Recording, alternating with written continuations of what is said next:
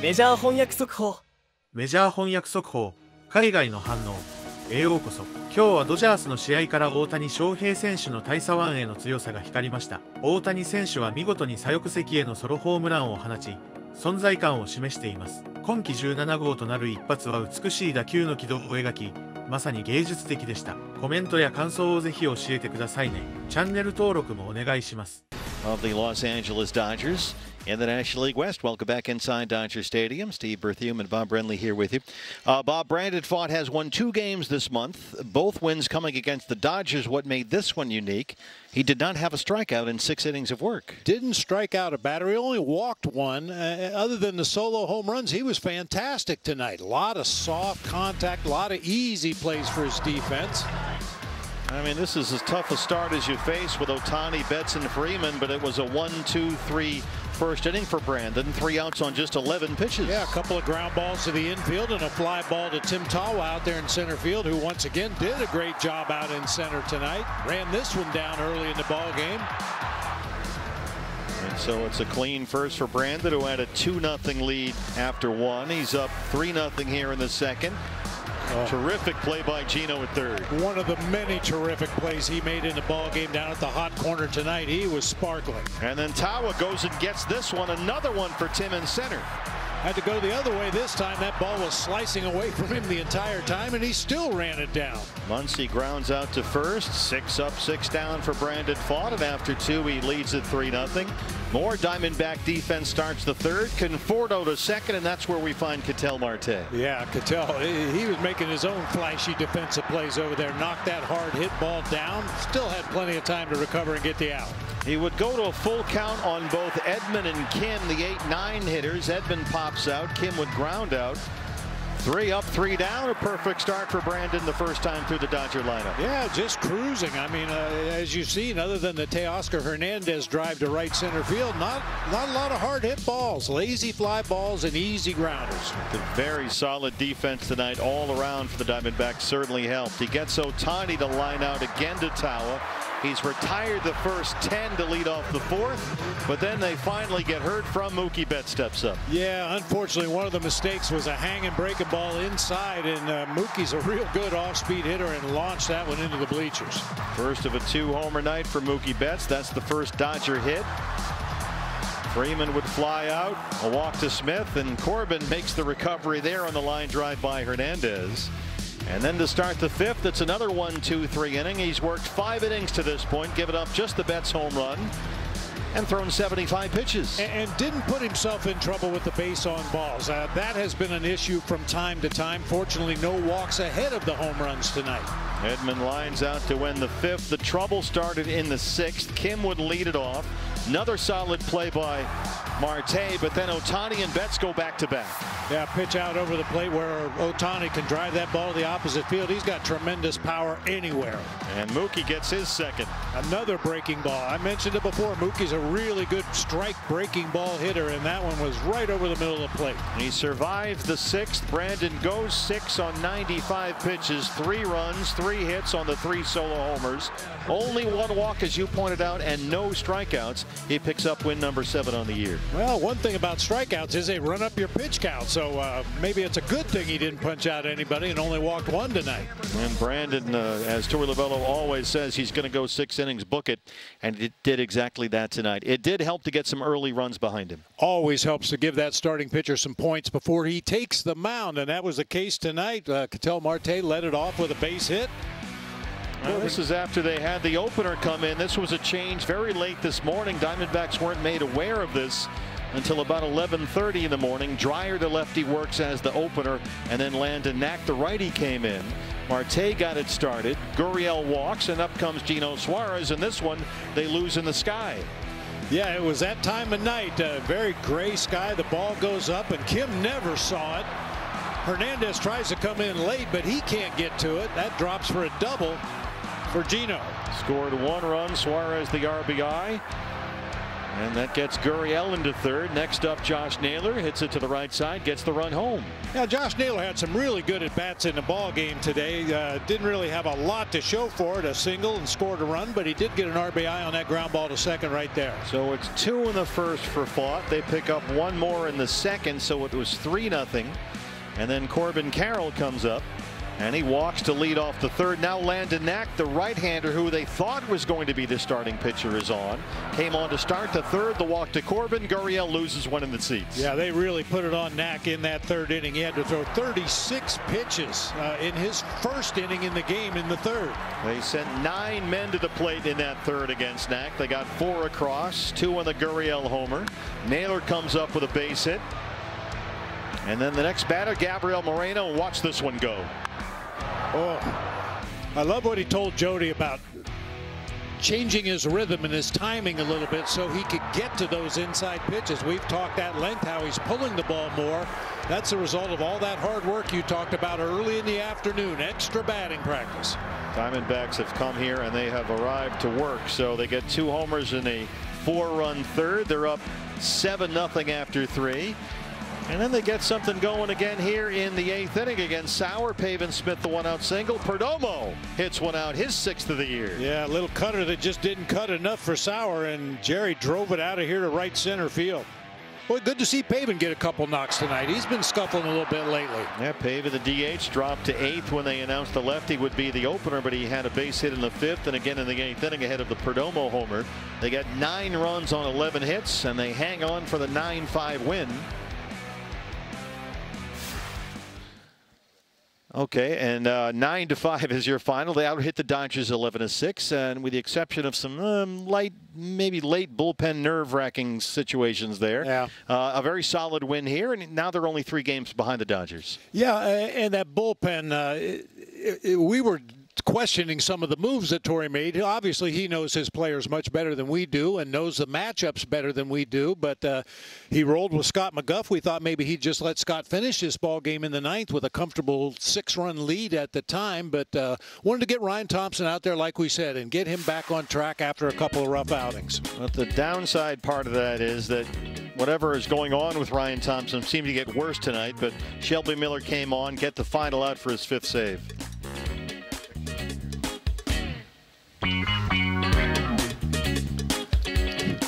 That's your Casino Arizona box score. We'll take a break from Dodger Stadium and go inside the Diamondback clubhouse. You'll hear from the manager, Torey Lovullo. His ball club showed up ready to take care of business. So win here 9-5. Back with Torey after this. Torey, get the win here. You had to bring in Shelby near the end there. Take me through that process of making that decision. Yeah, I got a little sloppy, but it is what it is. You want to bring in your closer to save games, and he had to do that. And we got him ready in the right amount of time. We were trying to delay it a little bit, but we won the baseball game, and that's the most important thing. You know, you want to collect outs against different parts of this lineup, and we did a good job of that today. Going back to the beginning, you know, you obviously had to adjust for the opener, the starter coming in later with Knack. How important was it, even before you had the homers off of Knack, just to manufacture some runs? Yeah. First of all, adaptability is a word inside of this culture. So our guys just made that adjustment, and they said we can handle it, and we're going to have good at-bats, whether it's against the lefties or the righty, and trust the lineup and the guy hitting behind me. And it really worked out. So we put some really good pure swings on some fastballs out over the plate and hit 2 2-run home runs. So that's what we're capable of doing. I thought our guys matched up well. They were engaged and really locked in. On the other side, what did you see from Brandon? He was attacking the zone, and he gave up 3 solo home runs. And to me, that's the name of the game. The Dodgers are going to bang the baseball around. You just can't put anybody on via the walk. Try and limit hits, which he did, and keep yourself in the game. So he was making pitches, stayed on the attack, and did a really nice job. Hello and welcome to Access Sportsnet Dodgers. I'm John Hartung alongside Jerry Hairston Jr., Nomar Garcia-Parra. The Dodgers' struggles continue tonight at the Ravine. They lose their 4th consecutive game, and also for the 4th consecutive game, they allow multiple runs in the top of the 1st inning, digging themselves in a huge hole. It was 7-0 Arizona after 3 innings, Jerry, and while the Dodgers tried to battle back, tried to make it interesting in the 9th inning, the deficit was just too great. Yeah, I really love the fight of this Dodger team, especially on the offensive side. came back, tried to give themselves a chance there in that 9th inning. But once again, the theme, you got to be able to pitch, you got to be able to defend, and unfortunately, 9 runs in the big leagues, just tough to cover. Yeah, it's really hard to come back in the 9th inning when you're down by so many runs. So, yeah, you're right. They're going to fight, and that's always great to see. And we know that, and we expect that. But at the same time, when you look overall, when you look in the first 4 innings and your staff ends up giving the opposing team 8 at-bats with runners in scoring position. There were guys on base. They were trying to get, and they allowed those runs, and it was just an uphill battle for the offense the entire way. So it's really a tough formula to try to come back and win these games. You know, they still managed. We always say 10-5. They didn't get 10 hits, but they got 5 runs. So, you know, they were in that. They gave themselves at least runs. Usually they say, okay, was that enough to kind of pull off the win? Fortunately, it's not enough. Well, and Jack Dreyer was a bit unlucky in the top of the first inning with the fly ball that they just didn't see because of the twilight sky, Jerry. But the Dodgers relievers gave up 3 more home runs tonight in this game against Arizona. They've now allowed 29 home runs this season. The Dodgers relievers have. That is the most in the National League. Yeah, and that's really not good. Here, a changeup. They wanted it down and away. That leaps back inner half to Gurriel's power. He's able to drive it out of the ballpark. You have to be able to hit your spots. Here's that changeup. Down. They wanted it away. It's down and in. Gurriel puts a really good swing on it. 2-run shot. Here, Perdomo had 5 home runs coming in. I know he hits in the 9th spot, but this is his 6th. He has plenty of pop in his bat. Once again, center cut, able to put a good swing on it, right down the middle, able to barrel it. Yeah, you know, you look at that number, the most this season. Obviously, that is not a good number. But then also you look at it like, okay, sweet, we've seen a couple off-landed knack there.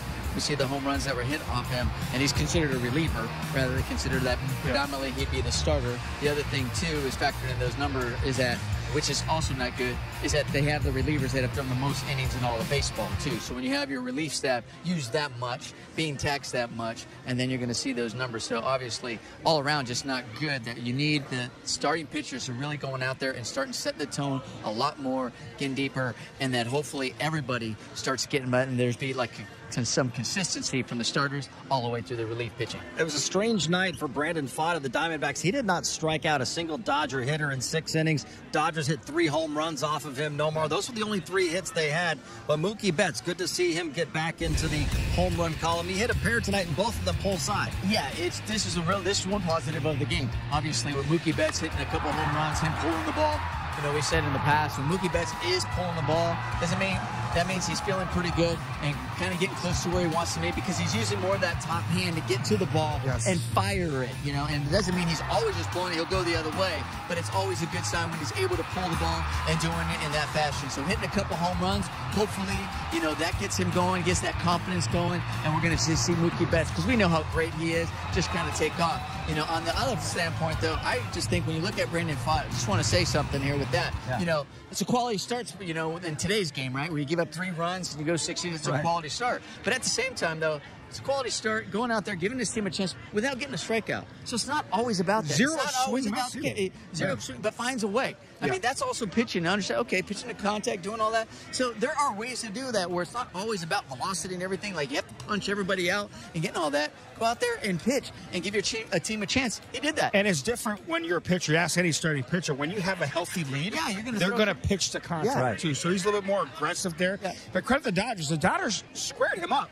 They didn't really have a whole lot to show for it. 11 lineouts, either on the ground or right at somebody. So they did square him up. But when you're pitching with a 7-0 lead, usually starters are going to be a little bit more aggressive. Yeah, not nibbling as much. We saw that also with Shohei Ohtani tonight, Jerry. He got a pitch to hit, and the Big Show hit number 17 going the other way. Yeah, it's amazing. He's got power to all fields. This one is a breaking ball, outer third, able to stay on it, stay back, stay square, and drive it over the left field wall. Just love his swing. Understanding, really, I can go anywhere deep. Look at him stay back right there and fire his hands. He stays square as long as possible, head down in contact.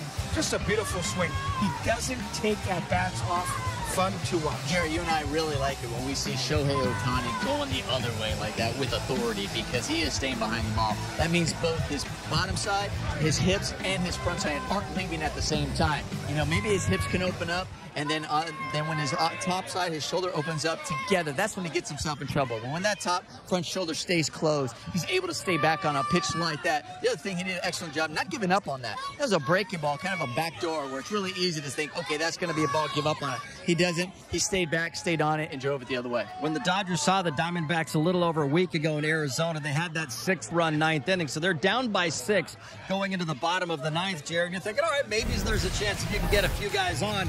And sure enough, Freddie Freeman starts it with a double, and the Dodgers start to pass the baton a little bit to try to make this thing interesting. Again, I love the fight of this Dodger team. They could have came in that ninth inning, really kind of mailed it in. Listen, heading into our 4th loss in a row here at Dodger Stadium, and Freddie Freeman rocket to right. Will Smith hustling right here, gets out, really legs out a hit right there, not giving up on the play. That is the theme of this Dodger team, trying to put themselves in position.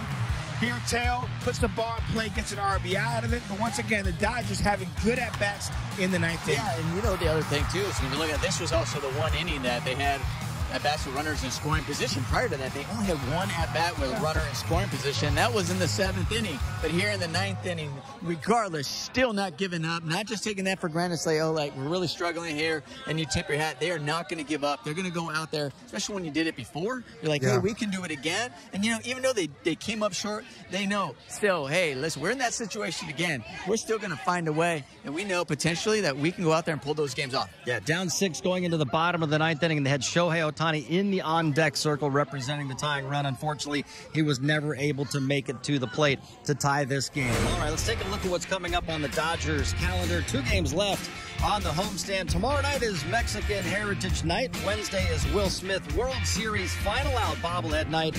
Dodgers then hit the road. A weekend series against the Mets and an NLCS rematch before they head to Cleveland to face the Guardians this weekend, all on national TV. The other games right here on Sportsnet LA. Dave, a lot obviously happened in this game. It's great. But how it ended, can you be encouraged by what you saw from how this team and how you saw these teams try to find ways to do that? Yeah, certainly encouraged. I thought that, fighting back the way we did the at-bats, obviously Mookie really showing life tonight was huge. It's just kind of, it's hard to start, games behind, before you take an at-bat. And I think the last week we've given up runs in the first inning. So it's just, we got to throw up that 0 and kind of get a chance to get the game going. But it does show something about our offense that we continue to fight, and to get Shelby in the game was big, to kind of get to their bullpen a little bit, given down 7-0 early. I think that, bodes well for the next couple games. But yeah, I mean, I think that, given extra outs, things like that, for a team right now that doesn't strike out a lot of guys, when the ball's in play, we've got to make plays that we need to make, and we also got to get strike one and things like that. So at the end of the day, it was good to see Landon chew up 5 innings to kind of get to the next day, but, it's still a loss. What is this period you're going with the pitching? And is it as simple as saying this is just not the staff that you thought you would have this year? It's not the staff we thought we'd have this season. But I feel that kind of what we still do and have done in the past with injuries, we're not doing. And I say that in the sense of getting ahead of hitters and keeping the ball in the ballpark. But yeah, we're not. Obviously, we're banged up a little bit on the pitching side of things. I think the offense is going well, but with that, we still got to make sure our defense is tightened up to give the pitchers the best chance to have success when they do get that opportunity. He just lost it, and I don't know if it was twilight or what. He just lost it, and so that's just, unfortunately, that's something that happened. Decision to play him out there and Edmund at second, just more of just kind of Tommy played center yesterday, and the idea of trying to take care of his ankle, because when he gets top speed, that's what kind of potentially could put him in harm's way. So trying to take care of him on a back-to-back. He'll be down tomorrow, and just kind of that's the kind of the thought behind it. Losing it, though, should Ken have been better about letting Teo know, hey, given him a signal earlier on? I think so, and I think that's something where you haven't played a whole bunch of center field, so I think right at that point in time, he's just trying to find the baseball and not really kind of letting, the guys to the side know that he is having trouble. But that's more experience and kind of an outlier play, but yeah.